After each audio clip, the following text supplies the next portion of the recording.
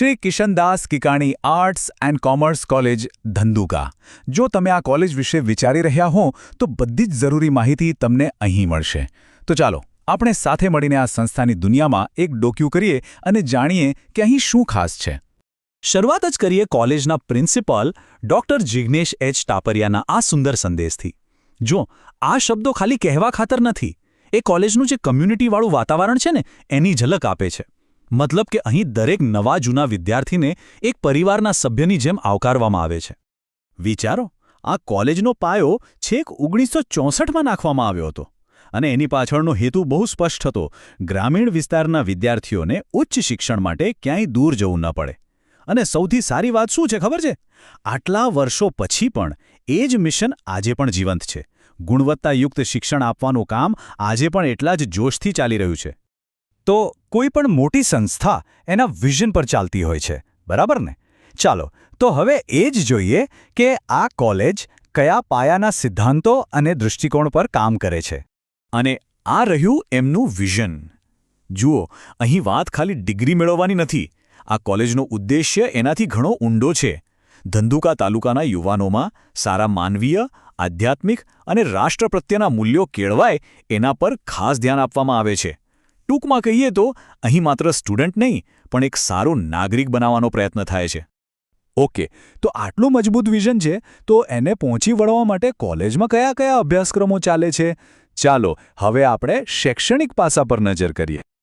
તો મુખ્યત્વે અહીં 2 અંડરગ્રેજ્યુએટ પ્રોગ્રામ્સ છે. પહેલું છે BA એટલે કે બેચલર ઓફ આર્ટ્સ, જેમાં ગુજરાતી અને અર્થશાસ્ત્ર જેવા વિષયો પર ફોકસ હોય છે. અને બીજું છે BCom એટલે કે બેચલર ઓફ કોમર્સ, જ્યાં એકાઉન્ટન્સી અને સ્ટેટિસ્ટિક્સ જેવા વિષયો શીખવવામાં આવે છે. હવે સવાલ એ થાય કે BA કર્યા પછી શું?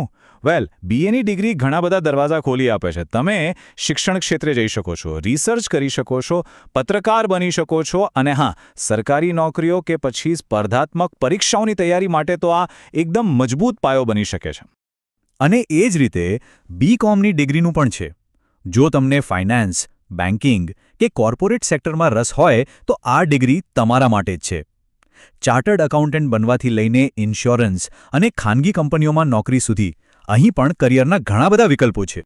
સરસ, તો હવે કોર્સીસ વિશે તો જાણી લીધું, પણ એડમિશન કઈ રીતે લેવું? આ સૌથી અગત્યનો સવાલ છે. તો ચાલો હવે આખી એડમિશન પ્રોસેસને સ્ટેપ બાય સ્ટેપ સમજીએ. ઓકે, તો એડમિશન પ્રોસેસમાં સૌથી પહેલાં જેનું નામ આવે છે એ છે GCAC. આ શું છે? GCAC એટલે ગુજરાત કોમન એડમિશન કમિટી. આ સરકારની એક સેન્ટ્રલ કમિટી છે. મતલબ કે એડમિશન સીધું કોલેજમાં નથી થતું, પણ આ ઓનલાઈન સિસ્ટમ દ્વારા થાય છે, જે આખા ગુજરાત માટે એક જ છે.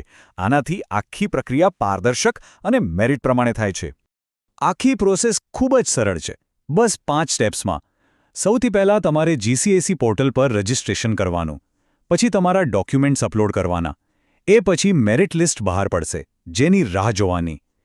લિસ્ટમાં નામ આવતા જ તમને કોલેજ એલોટ કરવામાં આવશે. અને છેલ્લે એલોટમેન્ટ લેટર લઈને કોલેજ જઈને તમારું એડમિશન કન્ફર્મ કરવાનું. બસ આટલું જ. હા, પણ એક વાતનું ખાસ ધ્યાન રાખજો. આ પ્રોસેસ સ્મૂધલી પૂરી કરવા માટે કેટલાક ડોક્યુમેન્ટ્સ એકદમ રેડી રાખવા પડશે, જેમ કે ધોરણ 12ની માર્કશીટ, સ્કૂલ લિવિંગ સર્ટિફિકેટ, જો લાગુ પડતું હોય તો જાતિનો દાખલો, આધાર કાર્ડ, ફોટો અને છેલ્લે એલોટમેન્ટ લેટર. આ બધું હાથવગું હશે તો કોઈ જ તકલીફ નહીં પડે. ચાલો માની લઈએ કે એડમિશન મળી ગયું. હવે શરૂ થાય છે અસલી કોલેજ લાઈફ. તો KKACમાં એક સ્ટુડન્ટ તરીકે જીવન કેવું હોય છે? ત્યાંના નિયમો અને વાતાવરણ કેવું છે? ચાલો એના પર પણ એક નજર કરી લઈએ. અને કોલેજ લાઈફની વાત આવે એટલે પહેલો સવાલ મગજમાં શું આવે? એ જ ને કે હાજરીનું શું? એટેન્ડન્સ કેટલી જોઈએ? તો એનો જવાબ છે 75%. જી હા, આ આંકડો બરાબર યાદ રાખી લેજો. યુનિવર્સિટીની પરીક્ષામાં બેસવું હોય તો ઓછામાં ઓછી 75% હાજરી હોવી ફરજિયાત છે. આ નિયમમાં કોઈ બાંધછોડ નથી, એટલે આ બાબતે બિલકુલ ગંભીર રહેવું પડશે. હવે કેમ્પસ લાઈફમાં 2 વસ્તુઓ મહત્વની છે. એક છે આચાર સંહિતા, જે તમને શીખવે છે કે એકબીજા સાથે માનથી અને શાંતિથી કઈ રીતે રહેવું. અને બીજું છે ડિસિપ્લિનના નિયમો, જે સ્પષ્ટપણે કહે છે કે શું નથી કરવાનું, જેમ કે કોલેજની પ્રોપર્ટીને નુકસાન પહોંચાડવું, મોબાઈલનો ખોટો ઉપયોગ કરવો કે પછી રેગિંગ જેવી પ્રવૃત્તિઓ, આ બધું જ સખ્તાઈથી પ્રતિબંધિત છે. આ સિવાય કેટલાક બેઝિક નિયમો છે જે દરેક વિદ્યાર્થીએ પાળવાના હોય છે, જેમ કે પોતાનું આઈડી કાર્ડ હંમેશા સાથે રાખવું, ડ્રેસ કોડનું પાલન કરવું, મતલબ કે સારા અને શોભે એવા કપડાં પહેરવા.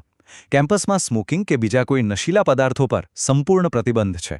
અને હા, આ કોલેજ આપણી છે એટલે એની સંપત્તિનું ધ્યાન રાખવું એ પણ આપણી જ જવાબદારી છે. પણ કોલેજ એટલે ખાલી ભણવાનું અને પરીક્ષા આપવાની જગ્યા નથી, સાચું ને? અસલી મજા તો ક્લાસરૂમની બહાર હોય છે. તો ચાલો જોઈએ કે અહીં ભણવા સિવાય બીજું શું શું થાય છે. અહીં એક્ટિવિટીઝની આખી દુનિયા છે.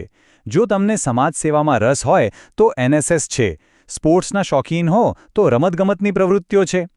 એન્યુઅલ ફંક્શન અને યુથ ફેસ્ટિવલ જેવા કલ્ચરલ પ્રોગ્રામ્સ પણ થાય છે. એટલું જ નહીં, કરિયર ગાઈડન્સ અને પ્લેસમેન્ટ માટે ખાસ સેલ છે અને નવા આઈડિયાઝ માટે સ્ટાર્ટઅપ સપોર્ટ પણ મળે છે. એટલે કે દરેક માટે કંઈક ને કંઈક છે જ.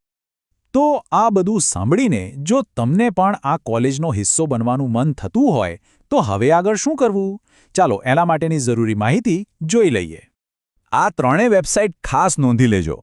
એક તો કોલેજની પોતાની ઓફિશિયલ વેબસાઇટ છે, બીજી ગુજરાત યુનિવર્સિટીની વેબસાઇટ, કારણ કે કોલેજ એની સાથે જોડાયેલી છે, અને ત્રીજી, જો સ્કોલરશિપ માટે એપ્લાય કરવું હોય તો ડિજિટલ ગુજરાતનું પોર્ટલ.